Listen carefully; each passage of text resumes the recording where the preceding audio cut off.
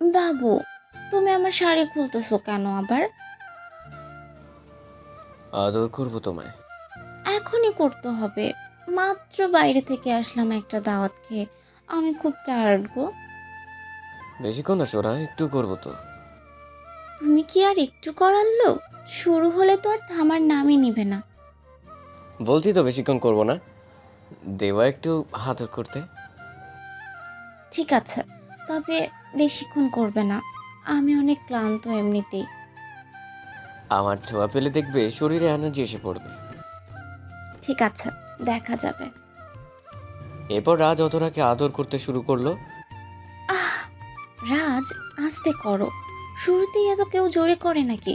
ব্যথা পাচ্ছি তো আমি। একটু সহ্য করো না সোনা, এক্ষুনি হয়ে যাবে। রাজ, আস্তে। এই তো, নাও হয়ে গেল। বলেই রাজ অধরার পাশে শুয়ে পড়লো। থ্যাঙ্কস। কিসের জন্য? এই যে আদর করতে দিলে তার জন্য। তোমার চোখ মুখ দেখেই বোঝা যাচ্ছিল। আমি নিজে থেকে করতে না দিলে তুমি জোর করে করতে, তখন আরো বেশি ব্যথা পেতাম। দোষটা তো আমার না, দোষটা তোমার। আমার? আমি কি করেছি? আমি তোমাকে না বলেছি শাড়ি পরলে বাসায় পরবে? শাড়ি পরা অবস্থায় শুধু আমি দেখবো তোমায়। বাইরে কেন পরে গিয়েছিলে শাড়ি? মা বলল তাই পড়েছিলাম। মা বলল পারিবারিক অনুষ্ঠান, তাছাড়া ঘরের নতুন বউ আমি, শাড়ি না পরলে খারাপ দেখায়, তাই তো পরেছিলাম। আর এদিকে যে অবস্থা, একজনের যে তোমাকে শাড়ি পরা অবস্থায় দেখে বুকের মধ্যে হার্টবিট ফাস্ট হয়ে গেছিল, সেটা কি হবে? বাবা, তাই নাকি? তা কারো যে এত ফিলিংস আছে, আগে তো জানতাম না। রাজ অধরার উপর শুয়ে বলল, না না, দরকার নেই স্যার। আরে কি যে বলো না, এটা দেখাই। কোনো দরকার নেই। একটু আগেই দেখেছি আপনার কত ফিলিংস আছে। তারপরও হঠাৎ রাজের হাত অধরার বুকের উপর পড়তেই রাজ বলল, আচ্ছা, তোমার এগুলো এত নরম কেন বলো তো? তোমরা মেয়েরা কি ওখানে তুলা ভরে রাখো? রাজ, আস্তে, ব্যথা পাচ্ছি তো। এত আস্তে ধরার পরও ব্যথা পাচ্ছ? নরম যে, তাই। এই যান, ও যান। শুনছি তো, বলো। তোমার ঠোঁট দুটো আমায় এত টানে কেন বলো তো? এত টানে, তারপরেও দূরে সরে আছো? রাজ একটা মুচকি হাসি দিয়ে অধরার ঠোঁটে ঠোঁট মিলিয়ে দিল। একে অপরকে ঝাপটে জড়িয়ে ধরে দুজনে ভালোবাসা বিনিময় করতে লাগলো। আস্তে আস্তে দুজন মেতে উঠলো ভালোবাসা দেওয়া নেওয়ার খেলায়। রাজ অধরাকে কাছে টেনে মন ভরে আদর করতে লাগলো। রাজ, আরো জোরে আদর করো। একটু আগেই না আসতে দিতে বলছিলে। কি করবো বলো? তোমাকে পেলে আমি আর নিজেকে আটকে রাখতে পারি না। বেশি জোরে দিলে পরে ব্যথা পাবে, আর আদর করা শেষ হলে পরে আমার উপর রেগে যাবে যে আমি বেশি জোরে করেছি বলেই তোমার তলপেট ব্যথা করতে।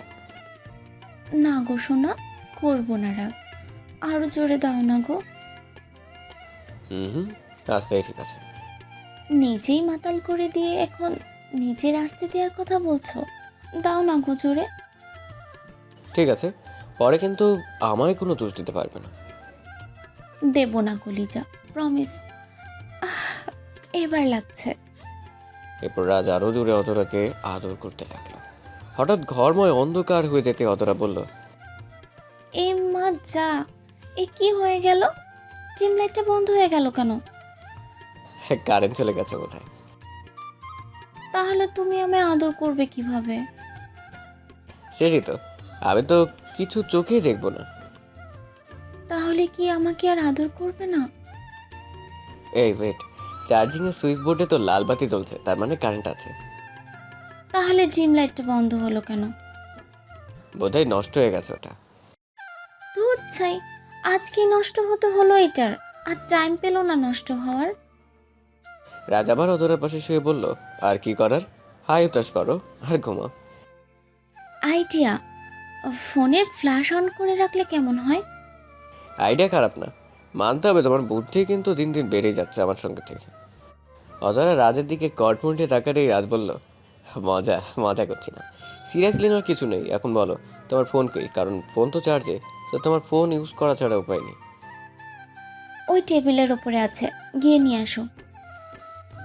গ্যাস টেবিলের উপর থেকে ফোনটা নিয়ে এসে ফ্ল্যাশ অন করে পুনরায় অধরাকে আদর করা শুরু করে দিল। অধরা এক অন্যরকম ঘোরের মধ্যে দিয়ে রাজের আদর উপভোগ করতে লাগলো। তুমি এত সুন্দর কেন? নেশা লাগিয়ে দাও। অধরা বলতে বলতে থেমে গেল, কেননা ওর হাত ওর ফোনের উপর পড়তে অনুভব হলো ফোন গরম হয়ে আছে। অধরা তাই ফোনের ফ্ল্যাশ লাইট বন্ধ করে দিল। কে বা লাইট বন্ধ করলে কেন? ফোনটা ধরে দেখো কি পরিমাণ গরম হয়ে গেছে। এতক্ষণ ফ্ল্যাশ অন রাখলে এমনই হবে। হ্যাঁ, তাই তো বন্ধ করে দিলাম। আরে এটা কোনো কথা হলো? এরও কিছুক্ষণ করে নিতাম, তারপর একবারই বন্ধ করতে। ততক্ষণে আমার ফোন ব্লাস্ট হয়ে যেত। তোমার কাছে আমার আদর করার চেয়ে এখন ফোনটা বেশি ইম্পর্ট্যান্ট। তো ইম্পর্ট্যান্ট হবে না? পরে তুমি তো ফোন টোন দিলে সময় মতো না পেলে বলবা সারাদিন কি এমন করি যে ফোনটাও ধরতে পারি না। আর ফোন যখন চালাইতেই জানি না তো ফোন রাখি কেন নিজের কাছে? বলো না এইসব। তুমি বলো, ফোন টাইম মতো ধরতে না পারলে এইসবই বলো। হ্যাঁ বলি। আচ্ছা যাও, আর বলবো না। এখন তো একটু লাইটটা দাও। না, কোনো লাইট লাগবে না, ঘুমাও। আর যদি এতই লাগে নিজের ফোনের ফ্ল্যাশ অন করো। আমার ফোনে 5% চার্জ, নাহলে কি তোমার ফোন লাগে নাকি আমার? বলে রাজা একরাশ বিরক্তি নিয়ে অপর পাশে হয়ে শুয়ে পড়ল, আর অধরাকে পেছন দিক থেকে জড়িয়ে ধরে ঘুমিয়ে পড়ল। সকালে ঘুম থেকে উঠে অধরা রাজকে ঘুম থেকে তুলতে ব্যস্ত হয়ে পড়ল। এই রাজ, আর কত ঘুমাবে? এখন তো ওঠো। আর 5 মিনিট, তারপর উঠে যাবো। কি সেই তখন থেকে 5 মিনিট 5 মিনিট করছো? এবার তো ওঠো। প্লিজ জানেমান, এবার জাস্ট লাস্ট 5 মিনিট সময় দাও। এই এই তো আর 5 মিনিট পরে ঘুম থেকে উঠছি। আরে বাবা, ডাকতাম না তো তোমাকে, কিন্তু তুমি তো বলেছিলে তোমার মিটিং আছে আজকে। রাত ধর পরে ঘুম থেকে উঠে পড়লো। কয়টা বাজে? 8:30। ওহ নো, 10টায় মিটিং। বলে টপ করে অধরে গালে কিস করে বলল, থ্যাঙ্কস জান, মনে করি দেওয়ার জন্য। অনেক ইম্পর্টেন্ট আজকে মিটিংটা। তুমি নাস্তা রেডি করো। অধরা সম্মতি জানি নাস্তা রেডি করতে গেল। রাজ ডাকছে বুঝতে পেরে অধরা হাতের কাজ ফেলে রেখে ঘরে চলে গেল। কি ব্যাপার তখন অমন গলা ফাটিয়ে ডাকলে যে? রান্না করছিলাম তো। আম্মুকে একা হাতে সব সামলাতে পারে নাকি? শার্টের বোতামগুলো লাগিয়ে দাও, আর এই তো টাইটাও পরে দাও। এটুকু করে দিলেই হবে, ব্যাস। এই কাজগুলো যদি আমি করে দিই তবে তোমার হাতেরগুলো কোন কাজে লাগবে শুনি? তোমাকে ভালোবাসতে বলে অধরার নাকে নাক ঘষতে লাগলো। অধরা যত্ন সহকারে স্বামীর আদেশ পালন করে যাচ্ছে, আর আজ খুঁটিয়ে খুঁটিয়ে স্ত্রীকে পরোক্ষ করতে ব্যস্ত। কখন ওর চুল ধরে নাড়াচাড়া করছে, তো আবার কখন ওর গালে আঁকিবুকি করছে। সন্ধ্যায় অফিস থেকে এসে রাজ দেখে অধরা পাকোড়া ভাজছে। অধরাকে পেছন থেকে জড়িয়ে ধরে বলল, কি করেন ম্যাডাম? আপনার পছন্দের পাকোড়া করেছি। আর ছাড়ো তো, এখন কেউ এসে পড়লে কি ভাববে? কি আর ভাববে? ভাববে আমি আপনার বউয়ের সাথে রোম্যান্স করছি। সারাদিন তো আর কম করেন না স্যার, তবে এটা রান্নাঘর, এই মাথায় রেখেও রোমান্স করা উচিত। কেননা এখানে বেশি তিরিবেরি করলে পুরো বাসায় আগুন লেগে যাবে। অধরা কথা শেষ হতে অধরা আর রাজ একসাথে হাসতে লাগলো। অধরা একটা একটা করে পাকোড়া ভেজে প্লেটে রাখছে, আর রাজ একটা একটা করে পাকোড়া মুখে ঢোকাচ্ছে। কি পাকোড়া ভাজো, প্লেট তো খালি রয়ে গেল।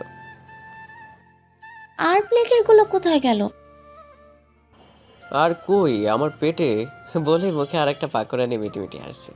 রাতে ঘুমোতে যাওয়ার সময় অধরা বায়না ধরে বলল, এই ছেলে, আমাকে একটু আদর করো না গো। গতকালই ধরলাম। আজকেও করবে? ড্রিম লাইটটা কিন্তু এখনো ঠিক করা হয়নি।